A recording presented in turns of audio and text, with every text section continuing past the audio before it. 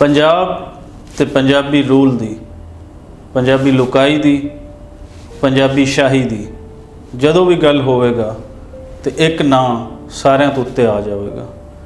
वो नां है महाराजा रणजीत सिंह। महाराजा रणजीत सिंह नूं इस दुनिया तो गए 180 साल हो चुके ने। इन्हां 180 सालों दे विच और जो महाराजा दा टाइम पीरीयड सी, उनका जो रोल सी तकरीबन 40 साल का, वो दुनिया भर दे विच एक मिसाल के तौर पर हमेशा याद रखा जाएगा। रणजीत सिंह अनपढ़ शख्स सन लेकिन जाहिल नहीं सन। रणजीत सिंह नूं पता सी कि दुनिया ते रोल किवें हो सकता है और दुनिया किवें मनती है, ये उन्होंने मना के विखाया सी। रणजीत सिंह 1780 नूं किसी होर देश दे विच नहीं जम्मे सन। रणजीत सिंह पंजाब धरती दे विच ही जम्मे सन। वड़ैच कबीले दे नाल तलक रखते हैं। 1780 नूं जिस हवेली दे विच आप जम्मे सी, उस हवेली नूं अज भी असी गुजरांवाला विच वेख सकते हैं। उस वेले दा टाइम पीरीयड इंतहाई अजीब सी, जिस दे बारे बुल्ले शाह, वारिस शाह उस तो पहले बहुत लिख चुके सन। अजीब अफरा तफरी दा आलम सी। पंजाब इंज लगदा सी जिवें इत्थे हर शख्स लुटेरा है, हर गिरोह लुटेरा है। उहदे विच सिखां दीयां जिहड़ियां 12 मिसलां सन, उन्होंने तो अत फैलाया होया सी और रहिंदी सहंदी कसर अफगानी आके इत्थे हमला करके वो पूरी कर देंदे सन। कोई पंजाबी सुख दा साह नहीं लै सकदा सी और किसी ऐसे इंसान की तलाश सी जो उन्होंने ये रियासत, ये वतन एक पुरअमन बना के दे सके। ये रियासत किस तरह अवामी रियासत सी, ये असीं तुहानूं मुख्तलिफ दानश्वरां दे राहीं सुणाने हाँ। इस दे बारे असी पहली गलबात जिहड़ी है वो तुहाडे नाल साझी करते हाँ। एहसान बाजवा साहब दी। एहसान बाजवा साहब नूं दुनिया भर दे विच बैठे हुए पंजाबी चंगी तरह जानते हैं कि उन्हां दी पंजाब, पंजाबी फिक्र, पंजाबी सोच ते एक गहरी नज़र है। महाराजा रणजीत सिंह दा नाम लैंदे आ ते पंजाबी बादशाह या पंजाबी हाकम वालों साडा सिर जिहड़ा फखर नाल उच्चा हो जाता है। इस वास्ते कि महाराजा रणजीत सिंह ने राज कायम करके ते दुनिया दे विच एक मिसाल कायम करती कि पंजाबी जदों राज करते ने ते वो इंज दा राज करते हैं। महाराजा रणजीत सिंह तो पहला पंजाब जिहड़ा बड़ा उथल पुथल दा शिकार सी। जिवें बुल्ले शाह ने आख्या, दर खुलिया शहजाब दा, बुरा हाल होया पंजाब दा, ते धी मां नूं लुट के लै गई, हुण अपनी अपनी पै गई, सानू आ मिल सज्जन प्यारिया। उस वेले सिखां दीयां 13 मिसलां और वो जिहड़ियां मिसलां सन उन्हां दा काम भी बुनियादी तौर ते लुੱਟਮਾਰ सी। ਇਹਦੇ ਨਾਲ ਜਿਹੜੇ ਲਹਿੰਦਿਓਂ ਪਠਾਨ ਆਉਂਦੇ ਸਨ ਸਾਨੂੰ ਲੁੱਟਣ ਵਾਸਤੇ, ਨਾਦਰ ਸ਼ਾਹ ਦੁਰਾਨੀ, ਅਹਿਮਦ ਸ਼ਾਹ ਅਬਦਾਲੀ, ਔਰ ਇੱਥੇ ਪੰਜਾਬ 'ਚ ਬਹੁਤ ਜ਼ਿਆਦਾ ਹੀ ਭੈੜਾ ਹਾਲ ਹੋ ਗਿਆ ਸੀ। ਉਸ ਵੇਲੇ ਜਿਹੜਾ ਸੁਖਰ ਚੱਕੀਆ ਮਿਸਲ ਦੇ ਵਿੱਚੋਂ ਸਿਰ ਚੁੱਕਿਆ ਮਹਾਰਾਜਾ ਰਣਜੀਤ ਸਿੰਘ ਨੇ। ਇਹਨਾਂ ਦੇ ਦਾਦਾ ਜਿਹੜੇ ਚੜ੍ਹਤ ਸਿੰਘ ਸਨ, ਇਹਨਾਂ ਦੇ ਜਿਹੜੇ ਬਾਪੂ ਜੀ ਸਨ ਮਹਾਨ ਸਿੰਘ, उन्होंने लड़ाइयाँ लड़ते रहे और अखीर उन्होंने सारिया मिसलों को ख़त्म करके ते एक पक्का पीढ़ा राज जिहड़ा है वो पंजाब दे विच कायम करता। रणजीत सिंह जिहड़े ये जनाब 13 नवंबर 1780 नूं गुजरांवाले विच पैदा होए। इन्हां दे बारे दस्सिया जांदा है कि कबीला इन्हां दा सांसी कबीला सी। ये भी गुंझलदार गल है।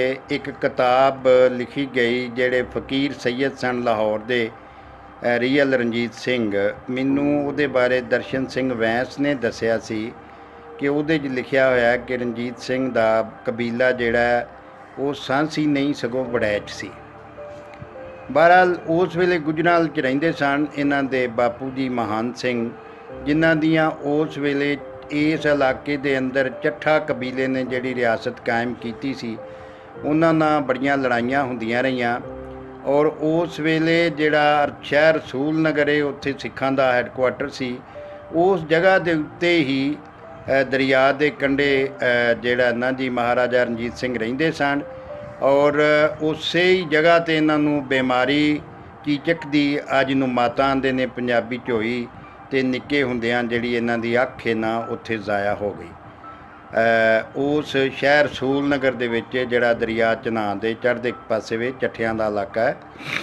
ਅਤੇ ਜਦੋਂ ਇਹ ਤੁਸੀਂ ਸਮਝ ਲਓ ਕਿ ਬਹੁਤ ਹੀ ਛੋਟੀ ਉਮਰੇ, ਜਿਹੜੀ ਇਹ 12 ਸਾਲ ਦੀ ਉਮਰੇ ਹੀ ਜਿਹੜੇ ਨੇ ਨਾ ਇਹਨਾਂ ਨੂੰ ਸਰਦਾਰ ਬਣਾ ਦਿੱਤਾ ਗਿਆ। ਔਰ 21 ਸਾਲਾਂ ਦੀ ਉਮਰ 'ਚ ਇਹਨਾਂ ਆਪਣੀ ਜਿਹੜੀ ਇਹਨਾਂ ਰਾਜ ਕਾਇਮ ਕਰ ਲਿਆ, ਬਿਲਕੁਲ ਜਵਾਨੀ ਦੀ ਉਮਰ 'ਚ। ਔਰ ਇਹ ਇੱਕ ਪੰਜਾਬੀਆਂ ਵਾਸਤੇ ਬੜੀ ਫਖਰ ਦੀ ਗੱਲ ਹੈ ਕਿ 21 ਸਾਲ ਦੀ ਉਮਰ 'ਚ ਉਹਨਾਂ ਰਾਜ ਕਾਇਮ ਕੀਤਾ। ਔਰ ਫਿਰ ਇੰਜ ਦਾ ਰਾਜ ਕਾਇਮ ਕੀਤਾ ਕਿ ਜਿਹੜਾ ਮਤਲਬ ਹੈ ਕਿ ਅੱਧੀ ਸਦੀ ਤੱਕ ਚੱਲਦਾ ਰਿਹਾ। ਸਿੰਘ ਜੀ ਦਾ ਜਿਹੜਾ ਬਚਪਨਾ ਹੈ ਉਹ ਚੱਠਿਆਂ ਦੇ ਇਲਾਕੇ ਵਿੱਚ ਸ਼ਹਿਰ ਰਸੂਲ ਨਗਰ ਹੀ ਗੁਜ਼ਰਿਆ ਜੀ। ਔਰ ਜਿੱਥੇ ਮੈਂ ਦੱਸਿਆ ਕਿ ਉੱਥੇ ਹੀ ਬਿਮਾਰੀ ਇਹਨਾਂ ਨੂੰ ਚੀਚਕ ਦੀ ਜਿਹੜੀ ਮਾਤਾ ਹੋਈ, ਔਰ ਉਹ ਮਾਤਾ ਦੀ ਵਜ੍ਹਾ ਨਾਲ ਇਹਨਾਂ ਦੀ ਜਿਹੜੀ ਅੱਖ ਹੈ ਜ਼ਾਇਆ ਹੋ ਗਈ। ਅਤੇ ਉੱਥੇ ਜਿਹੜਾ ਸੀ ਚੱਠਿਆਂ ਨਾਲ ਇਹਨਾਂ ਦਾ ਫੱਡਾ ਪਿਆ ਰਹਿੰਦਾ ਸੀ। ਹਸ਼ਮਤ ਖਾਨ ਚੱਠੇ ਨੇ ਇੱਕ ਦਫਾ ਉਹਨੂੰ ਦਾ ਲੱਗ ਗਿਆ, ਅਤੇ ਹਾਥੀ ਦੇ ਉੱਤੇ ਸਵਾਰ ਸਨ ਮਹਾਰਾਜਾ, ਅਤੇ ਉਹਨੇ ਇਹਨਾਂ 'ਤੇ ਹਮਲਾ ਕਰ ਦਿੱਤਾ। ਲੇਕਿਨ ਗੱਲ ਇਹ ਹੈ ਕਿ ਕੁਦਰਤ ਨੇ ਜਿਹੜਾ ਕੰਮ ਕਰਨਾ ਹੁੰਦਾ, ਉਹਨੇ ਜਦੋਂ ਤਲਵਾਰ ਉਗਰੀ ਅਤੇ ਐਨ ਉਸ ਵੇਲੇ ਕੋਈ ਸਿੱਖ ਸਰਦਾਰ ਜਿਹੜੇ ਨੇ ਉਹਨਾਂ ਵੀ ਪਿੱਛੋਂ ਹਮਲਾ ਕਰਕੇ ਅਤੇ ਹਸ਼ਮਤ ਖਾਨ ਨੂੰ ਮਾਰ ਦਿੱਤਾ। ਔਰ ਇੰਜ ਮਹਾਰਾਜਾ ਦੀ ਜਿਹੜੀ ਹੈ ਨਾ ਜਾਨ ਬਚ ਗਈ। ਮਹਾਰਾਜਾ ਨੇ ਬਹੁਤ ਜ਼ਿਆਦਾ ਲੜਾਈਆਂ ਲੜੀਆਂ, ਬਹੁਤ ਜ਼ਿਆਦਾ ਇਲਾਕੇ ਫਤਿਹ ਕੀਤੇ। ਔਰ ਉਹਨਾਂ ਦੀ ਜਿਹੜੀ ਸਭ ਤੋਂ ਵੱਡੀ ਸਿਫਤ ਇਹ ਸੀ ਕਿ ਉਹਨਾਂ ਨੇ ਮੁਸਲਮਾਨਾਂ ਅਤੇ ਜਿਹੜਾ ਸਿੱਖਾਂ ਦਾ ਭਾਈਚਾਰਾ ਸੀ ਉਹਨੂੰ ਬੜਾ ਮਜ਼ਬੂਤ ਕੀਤਾ। ਔਰ ਇਹ ਜਿਹੜੇ ਲਾਹੌਰ ਵਾਲਾ ਫਕੀਰ ਸੈਦ ਖਾਨਦਾਨ ਸੀ, ਇਹਦੇ ਵਿੱਚੋਂ ਫਕੀਰ ਸੈਦ ਨੂਰੁੱਦੀਨ, ਫਕੀਰ ਸੈਦ ਅਜ਼ੀਜ਼ੁੱਦੀਨ ਅਤੇ ਇਸ ਤਰ੍ਹਾਂ ਹੋਰ ਵੀ ਉਹ ਇਹਨਾਂ ਦੇ ਸਲਾਹਕਾਰ ਸਨ, ਮਨਿਸਟਰ ਵੀ ਸਨ। ਔਰ ਹਰ ਗੱਲ ਦੇ ਵਿੱਚ ਉਹਨਾਂ ਕੋਲ ਪੁੱਛਦੇ ਸਨ ਮਹਾਰਾਜਾ ਜੀ।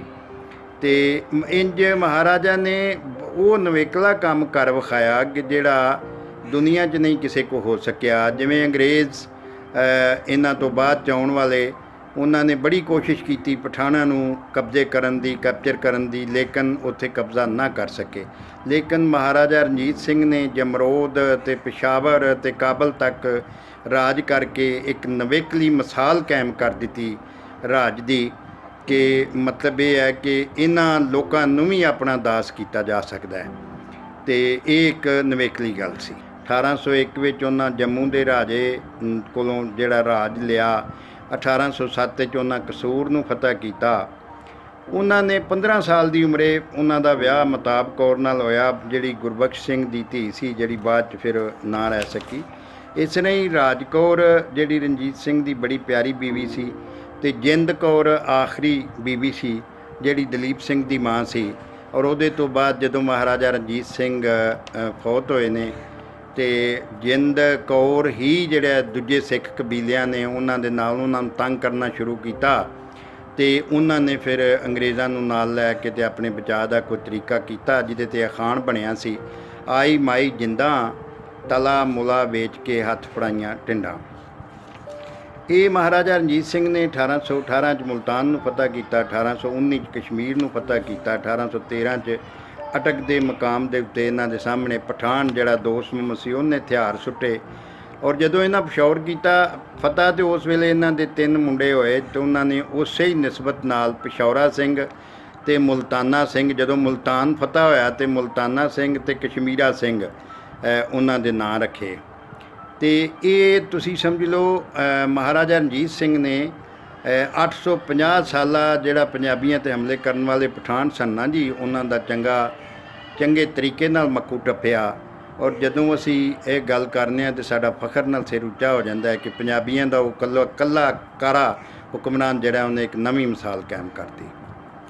ਸਿੰਘ ਬਾਰੇ ਬੜੀਆਂ ਕਈ ਗੱਲਾਂ ਲੋਕ ਸੁਣਾਉਂਦੇ ਨੇ ਕਿ ਮਸਲਨ ਇੱਕ ਦਫਾ ਮਰਾਸੀਆਂ ਦੇ ਵਿੱਚ ਜ਼ਿੱਦ ਲੱਗ ਗਈ, ਕਿ ਉਹਨਾਂ ਦੇ ਮੂੰਹ ਤੇ ਉਹਨਾਂ ਨੂੰ ਕੋਈ ਕਾਣਾ ਆਖੇ ਤੇ ਉਹ ਜਿਹੜਾ ਆਖੇਗਾ ਉਹਨੂੰ ਇਨਾਮ ਮਿਲੇਗਾ। ਉਹ ਇੱਕ ਮਰਾਸੀ ਸੀ ਆ, ਸਾਡੇ ਲਾਗੇ ਪਿੰਡ ਹੈ ਦਾਤੇਵਾਲ, ਇੱਥੋਂ ਦਾ ਪੈਗਾਮ ਕੁਰੈਸ਼ੀ ਉਹਦਾ ਨਾਂ ਸੀ, ਤੇ ਮਹਾਰਾਜਾ ਰਣਜੀਤ ਸਿੰਘ ਨੇ ਉਹਦਾ ਨਾਮ ਮੁਸ਼ਕੀ ਖਾਂ ਰੱਖਿਆ ਹੋਇਆ ਸੀ। ਉਹ ਆਖਣ ਲੱਗਾ ਜੀ ਮੈਂ ਇਹ ਸ਼ਰਤ ਜਿੱਤਾਂਗਾ ਜੀ, ਮੈਂ ਮਹਾਰਾਜਾ ਨੂੰ ਉਹਦੇ ਮੂੰਹ ਦੇ ਉੱਤੇ ਆਖਾਂਗਾ ਇੱਕ ਅੱਖ ਵਾਲਾ। ਔਰ ਉਹ ਜਨਾਬ ਕਿਤੇ ਦਰਬਾਰ ਲੱਗਾ ਸੀ ਤੇ ਮਹਾਰਾਜਾ ਦੇ ਪੇਸ਼ ਹੋਇਆ ਤੇ ਉਹ ਆਖਣ ਲੱਗਾ ਕਿ ਮਹਾਰਾਜਾ ਤੇਰੀ ਇੱਕੋ ਅੱਖ ਸੁਲੱਖਣੀ ਜਿਹੜੀ ਟੀਪਾਂ ਢਾਲੇ, ਤੈਨੂੰ ਨਿਊ ਨਿਊ ਕਰਨ ਸਲਾਮਾਂ ਦੂ ਦੂ ਵੱਖੀਆਂ ਵਾਲੇ। ਜਦੋਂ ਇਹ ਗੱਲ ਉਹਨੇ ਕੀਤੀ ਤੇ ਜਨਾਬ ਮਹਾਰਾਜਾ ਬੜੇ ਖੁਸ਼ ਹੋਏ ਔਰ ਉਹਨਾਂ ਨੇ ਮੁਸ਼ਕੀ ਖਾਂ ਨੂੰ ਇਨਾਮ ਦਿੱਤਾ। ਮੁਸ਼ਕੀ ਖਾਂ ਉਹਨਾਂ ਦਾ ਬੜਾ ਹੀ ਪਿਆਰਾ ਗੌਂਤਰੀ ਸੀ, ਯਾਨੀ ਗਵਈਆ ਵੀ ਸੀ ਉਹਨਾਂ ਦਾ। ਔਰ ਬਾਅਦ ਵਿੱਚ ਨਾ ਵਿਚਾਰਾ ਜਿਹੜਾ ਨਾ ਹਰੀ ਸਿੰਘ ਨਲਵੇ ਦੇ ਹੱਥੋਂ ਮਾਰਿਆ ਗਿਆ ਕਸ਼ਮੀਰ ਵਿੱਚ, ਔਰ ਉਹਦੀ ਜਿਹੜੀ ਕਬਰ ਹੈ ਸ੍ਰੀਨਗਰ ਵਿੱਚ ਹੈ। ਅਤੇ ਮਹਾਰਾਜਾ ਜਿਹੜੇ ਨਾ ਬੜੇ ਖੁੱਲ੍ਹੇ ਡੁੱਲੇ ਸੁਭਾਅ ਦੇ ਅਤੇ ਬੜੇ ਹਾਸੇ ਮਖੌਲ ਨੂੰ ਚੰਗਾ ਸਮਝਣਾ, ਔਰ ਹਰ ਵੇਲੇ ਮਤਲਬ ਇਹ ਹੈ ਕਿ ਇਹ ਨਹੀਂ ਸੀ ਕਿ ਉਹ ਮੁਹਿੰਮਾਂ ਦੇ ਵਿੱਚ ਹੀ ਪੈ ਰਹਿੰਦੇ ਸਨ, ਬਲਕਿ ਉਹਨਾਂ ਨੇ ਪੰਜਾਬ ਦੇ ਵਿੱਚ ਖਾਸ ਕਰ ਜਿਹੜਾ ਹਿੰਦੂ, ਮੁਸਲਿਮ ਅਤੇ ਸਿੱਖ ਇਹਨਾਂ ਤਿੰਨਾਂ ਨੂੰ ਬਲਕਿ ਆਪਸ 'ਚ ਜੋੜ ਕੇ ਰੱਖਿਆ। ਔਰ ਉਹ ਸਮਝ ਗਏ ਸਨ ਕਿ ਇਸ ਧਰਤੀ ਦੇ ਵਿੱਚ ਰਾਜ ਕਰਨ ਵਾਸਤੇ ਜ਼ਰੂਰੀ ਹੈ ਕਿ ਇੱਥੋਂ ਦੀਆਂ ਜਿਹੜੇ ਸਾਰੇ ਧਰਮ ਨੇ ਉਹਨਾਂ ਦੇ ਵਿੱਚ ਮਤਲਬ ਇਹ ਫਿੱਕ ਨਾ ਪੈਣ ਦਿੱਤੀ ਜਾਏ ਔਰ ਇਹਨਾਂ ਸਾਰਿਆਂ ਨੂੰ ਜੋੜ ਕੇ ਰੱਖਿਆ ਜਾਏ। ਔਰ ਇਹੀ ਵਜ੍ਹਾ ਕਿ ਉਹਨਾਂ ਬੜੀ ਕਾਮਯਾਬੀ ਨਾਲ ਜਿਹੜਾ 40 ਤੋਂ 45 ਸਾਲ ਰਾਜ ਕੀਤਾ ਔਰ ਇੱਕ ਨਿਸ਼ਾਨ ਛੱਡ ਗਿਆ ਦੁਨੀਆ ਦੇ ਵਿੱਚ ਪੰਜਾਬੀਆਂ ਦੀ ਸ਼ਾਹੀ ਦਾ, ਕਿ ਪੰਜਾਬੀ ਵੀ ਦੁਨੀਆ 'ਚ ਸ਼ਾਹੀ ਕਰਨ 'ਤੇ ਬੜੀ ਕਾਮਯਾਬੀ ਨਾਲ ਕਰ ਸਕਦੇ ਨੇ।